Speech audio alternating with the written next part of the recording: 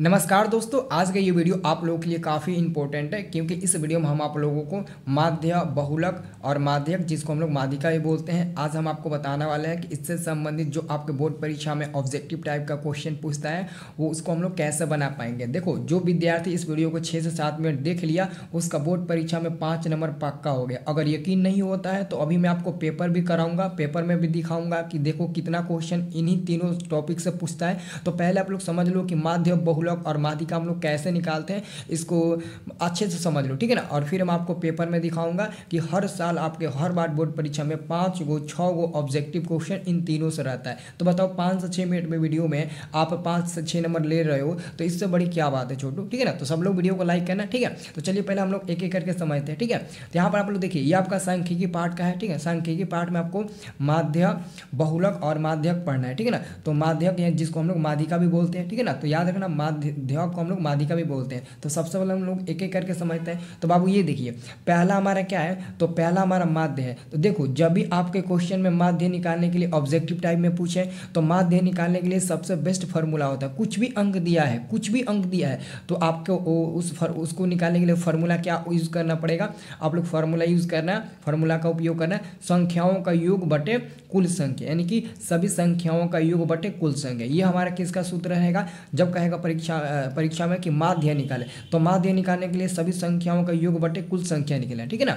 और अगर आपको बहुलक निकालना है, कोई अंक दिया है, अभी मैं आपको दिखाऊंगा, कोई अगर अंक दिया है और उसका बहुलक निकालना है तो बहुलक निकालने के लिए अधिकतम संख्या वाला बराबरता मान ही बहुलक होता है, ठीक है। और बहुलक बराबर एक फार्मूला होता है जो आपके बोर्ड परीक्षा में डायरेक्ट ये फार्मूला पूछ देता है कि माध्य, माध्यिका और बहुलक में अंतर क्या होता है, उसका संबंध क्या होता है। तो बहुलक बराबर 3 माध्यक माइनस 2 माध्य, याद रहे यहाँ पर माध्यक है ना, तो यहाँ पर माध्यिका भी दे सकता है, 3 माध्यिका माइनस 2 माध्य। तो ये वाला संबंध आप लोग को याद रखना है, ठीक है ना। तो ये आपका बहुलक हो गया, ठीक है ना। पहले एक बार समझ लो कि क्या है और कैसे सब निकलेगा, तो मैं आपको अभी एग्जाम्पल के तौर पर बताऊंगा, ठीक है।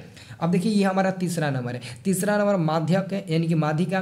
तो माध्यिका यानी कि माध्यक को कैसे निकालेंगे, तो ये कहता है संख्याओं को अवरोही या आरोही, अवरोही या अवरोही का मतलब होता है कि किसी भी संख्या को बढ़ते क्रम में सजाए, ठीक है ना, या उसके बढ़ते क्रम में सजाने पर बीच वाला चर मान बहुलक कहलाता है, ठीक है ना।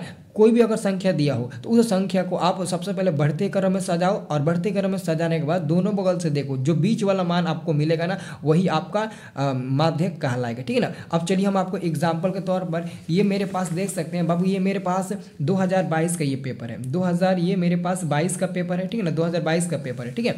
और आपका यहाँ पर जो 12 नंबर वाला प्रश्न पूछा है वो प्रश्न यही पूछा है कि प्रेक्षण इतना इतना का बहुलक निकाले। तो बहुलक निकालने के लिए मैंने आपको क्या ट्रिक बताया, देखिए बहुलक निकालने के लिए अभी मैंने आपको क्या बताया, तो यहाँ पर देखिए बाबू, बहुलक निकालने के लिए मैंने बताया अधिकतम संख्या वाला बराबरता मान, यानी कि बाबू जो ये आपको अंक दिया गया इसमें देखिए कौन ऐसा अंक है जो सबसे ज़्यादा बार है, ध्यान से देखिएगा। यहाँ पर बाबू देखिए, तो ध्यान से देखिए, यहाँ पर आपका 14 है, 14 यहाँ पर भी है और 14 यहाँ पर भी है, ध्यान से देखिएगा।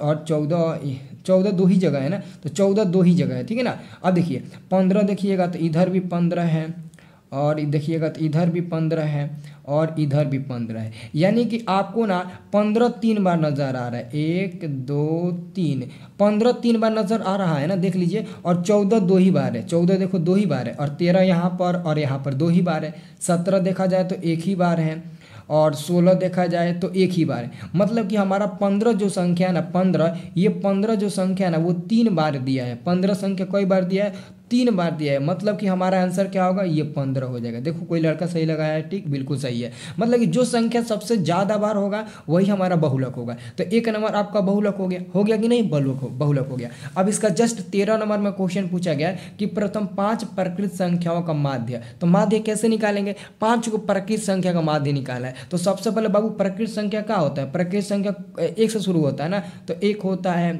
2 होता है, 3 होता है, 4 होता है और 5 होता है। आगे भी होता है और, लेकिन आपको कौ को लेना है, 5 को ही लेना है ना। तो ये कौ है, 5 को है ना। तो मैंने क्या सूत्र लगाया, अगर आपको माध्य निकालना है तो मैंने क्या बताया यहाँ पर, माध्य बराबर क्या बताया, संख्याओं का योग बटे कुल संख्या, यानी कि जो वो संख्या है ना तो वो संख्या को जोड़ दीजिए, यानी कि 1 के जोड़िए, 2 को जोड़िए और इस 3 को जोड़िए और इस 4 को जोड़िए और साथ में 5 को जोड़िए, और बाटा में क्या था, कुल संख्या। तो कौ को संख्या है, 1 दो गो, तीन गो, चार गो, पाँच गो संख्या ना, तो 5 से भाग दे दीजिए और अब जोड़िए तो एगो, दो गो, तीन गो, तीन गो, तीन गो, छः गो, छः गो, चार गो, 10 गो, 10 गो, 5 गो, 15 गो, तो ये 15/5 हो जाएगा और 5 से ये 15 3 बार में कट जाएगा, तो आपका आंसर क्या मिल जाएगा? 3 मिल जाएगा। और 3 देखो यहाँ पर कोई लड़का टिक लगाया भी है और बिल्कुल सही जवाब है उसका, तो 3 मिल जाएगा ना। तो हमने 2 क्वेश्चन देख लिए। देखो कितना आसान सा वीडियो, हर बार आता है पेपर में, हर साल का मैं पेपर दिखाऊंगा। अभी क्वेश्चन बैंक भी आपको निकाल कर दिखाऊंगा, प्रथम पाली में भी आता है, द्वितीय पाली में भी आता है, ठीक है ना, क्योंकि मैं कभी भी वीडियो में झूठ नहीं बोलता हूँ, ठीक है।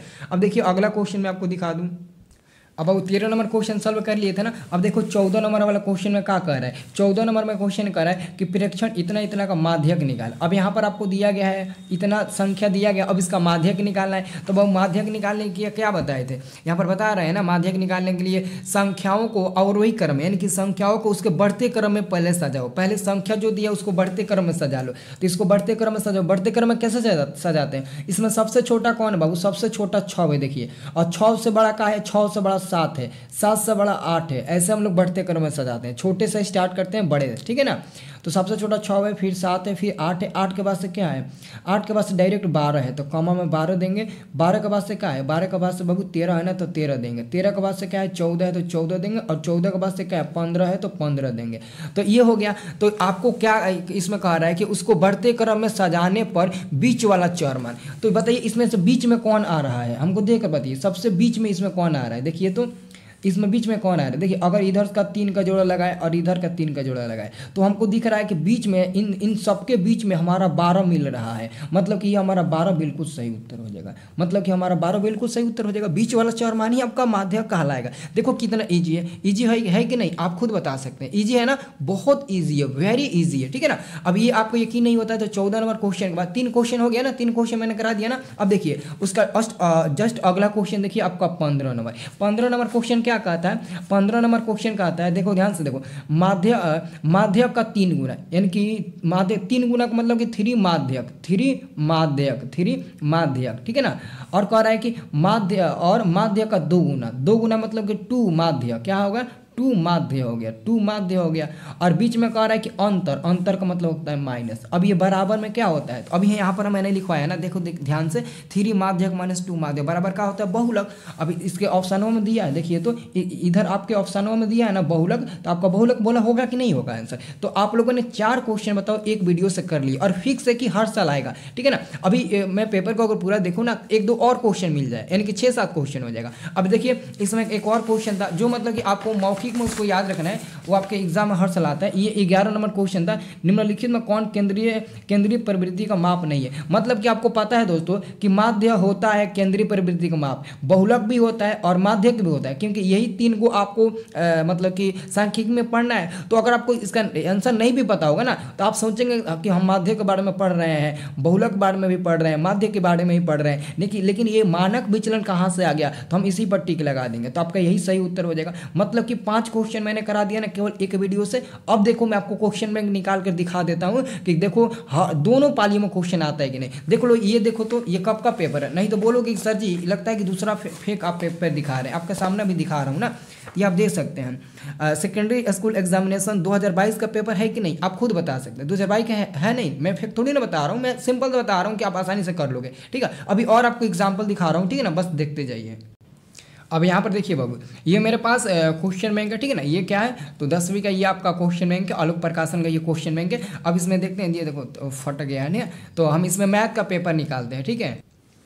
अब आप लोग यहाँ पर ध्यान से देखिए, ये आपका देख सकते हैं 2019 का द्वितीय पाली का पेपर है, 2019 का द्वितीय पाली का पेपर है, ठीक है ना। तो ये बताइए 2019 में आपके बोर्ड परीक्षा में 100 को ऑब्जेक्टिव नहीं आता था, 60 को ऑब्जेक्टिव आता था ना। तो 60 को में देखो, जब 100 को ऑब्जेक्टिव आएगा तो 4 को 5 को 6 को क्वेश्चन पूछेगा। लेकिन जब मतलब कि 60 को 50 को ऑब्जेक्टिव आता था, उस समय 2 ही वो क्वेश्चन पूछा था, कभी कभी 3 को पूछ देता था। अब देखो 31 नंबर में कह रहा है कि इतना इतना का बहुलक ज्ञात करे, 3 5 4 3 2 3 1 3 का बहुलक निकालना है। तो बहुलक निकालने के लिए मैंने आपको क्या बताया? सबसे ज्यादा बार देखना कौन है। तो देखिए इधर 3 भी है, इधर भी 3 है, इधर भी 3 है, इधर भी 3 है, यानी कि 3 एक ऐसा संख्या है जो सबसे ज़्यादा बार है। 3 4 बार है तो 4 आंसर नहीं होगा। कौन संख्या ज़्यादा बार है, तो 3 संख्या ज़्यादा बार है, तो ये हमारा डी नंबर वाला आंसर हो जाएगा। क्या हो जाएगा, डी नंबर वाला 3। अब देखिए इधर आप 38 नंबर में देखिए, प्रथम 5 विषम संख्याओं का माध्य। तो विषम संख्या क्या होता है बाबू, विषम संख्या 1 होता है, 3 होता है, 5 होता है, 7 होता है, 9 होता है,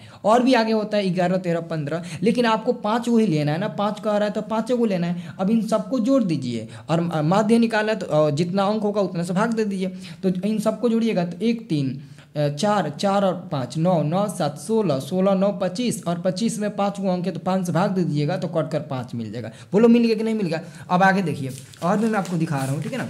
अब चलिए हो सकता है कि मैं 20 का पेपर निकालूँ, ठीक है ना। देखिए ये आपका 20 का पेपर हो गया ना। अब इसमें खोजिए, आपको मिलेगा, ज़रूर मिलेगा। ध्यान से देखिए, यहाँ पर आपका मिल गया, यहाँ पर आपको कितने नंबर में मिलेगा, 10 नंबर वाला क्वेश्चन मिल दिया। देखो ध्यान से, 3 4 5 17 तथा x का माध्य 6 है तो x का मान ज्ञात करें। तो इस क्वेश्चन को कैसे ज्ञात करेंगे, इसको मैं कॉपी पर बता देता हूँ, इस पर नहीं बताऊंगा, ठीक है ना।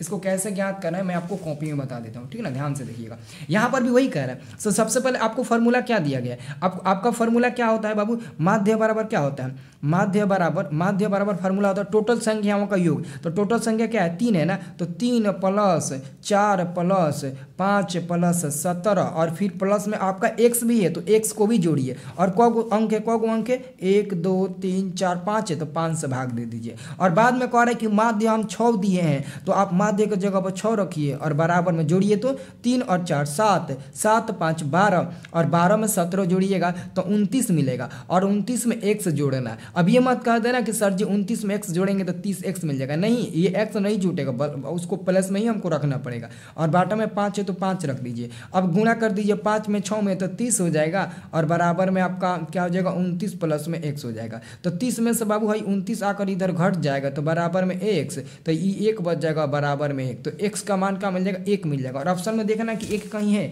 तो देखिए आपके ऑप्शन नंबर इधर दिया है ना, इधर दिया है, ऑप्शन नंबर 1 दिया है।